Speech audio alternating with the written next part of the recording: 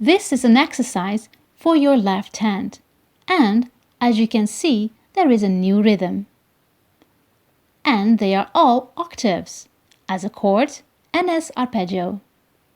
A good exercise to practice octaves, and especially if you have small hands. Remember what I said before about not hurting yourself. Be kind to your hands and your hands will be kind to you. Let's look at this new rhythm. You count 1, 2, 3, 4. The exercise starts on the beat. Can you clap this rhythm? Let's do it together. Are you ready? Here we go. 1, 2, 3, 4. 1, 2, 3, 4. 1, 2, 3, 4. Excellent! I believe you can figure the rest out on your own.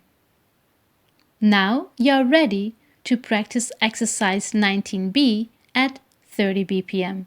I get back to you after you did exercise 19B at 90 BPM. Until then, enjoy practicing.